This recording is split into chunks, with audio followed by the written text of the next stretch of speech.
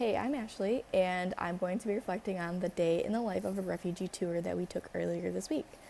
One thing that we have to do is tie this into the MSU mission statement, and there's a specific piece that is really relevant in tying everything together, which is as follows. Quote, create solutions in order to expand human understanding and make a positive difference both locally and globally, advancing outreach, engagement, and economic development activities that are innovative, research-driven, and lead to a better quality of life for individuals and communities at home and around the world. Quote. So before this, I've never even read the MSU mission statement at all. I had no clue. I knew it existed, but I just had no clue what it was, what it said, anything that it entailed. And from what I got from it, it's pretty much just saying that learning is more than just the books, it's more than just the classes. And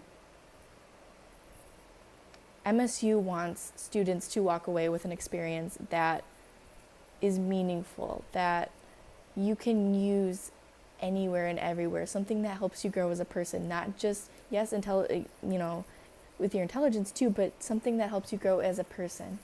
And of course, not everybody gets to go on a study abroad trip, but there's many opportunities to make a difference as well on campus, in communities, and do the same types of things. But I think that the opportunities that we're having on the study abroad trip they pinpoint hit this, and they're far beyond anything that I could have ever expected, that are going to help so much. They follow right along with this mission statement, because just right here, just making a positive difference locally and globally. Here we are in Italy, understanding and learning about things that are happening around the world, not just in our bubble, not just back in America or back in Michigan State. We're not just reading about it, but we're here understanding things that are, that affect individuals, communities, things to help. And like the mission statement says, it's at home and around the world. So we're literally across the world right now doing just that.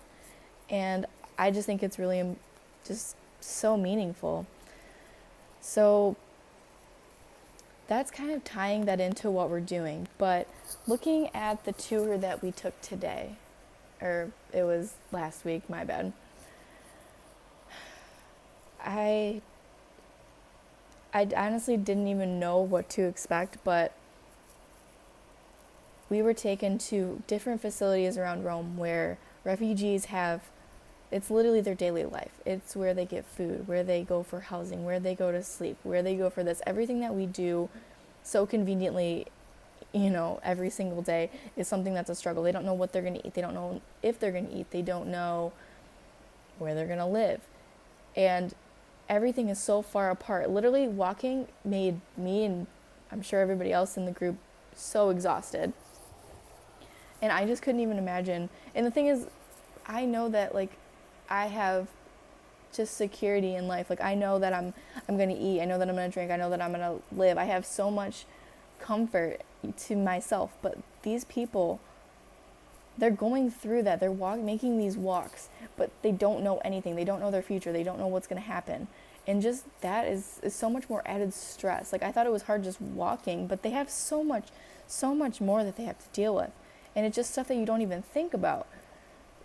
I mean, just doing that every single day, it seems challenging. It's an all-day thing, because not only do you have to go to the places, you have to wait in line. It's a whole process just to survive, just to have basic things.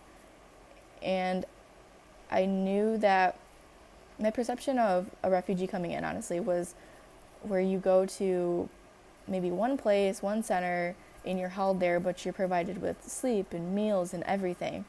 But that's really not the case, and that's not what I thought at all. It seemed terrible, but I thought that was it. I didn't know that there's so much more to it. There's so much more complications and feelings that these people have. So it was really eye-opening, and honestly, going to all these places, the people that we met when we went to all these places were so nice and so inviting. And even the refugees, they've been through more than I could ever imagine in my life, but they still kept a smile. They were still welcoming, they were still loving, and it was just an amazing experience. And I think that they really appreciate that they are cared about, that there are people who want to help, that want to volunteer, that want to be involved. And that right there, I believe, is just making the biggest difference. That goes right along with the mission statement of making a difference, helping individuals and communities, whether you're talking to one refugee, making them feel important, making them feel loved, giving them attention, or you're helping an entire community. It's just the stuff we're doing is so amazing. So I'd say that we've done a really good job hitting the mission statement in terms of the experiences we've had, and especially that walking tour. I mean, right there, I mean, around the world or back home, we're just doing so much, and I couldn't be more thankful. Bye.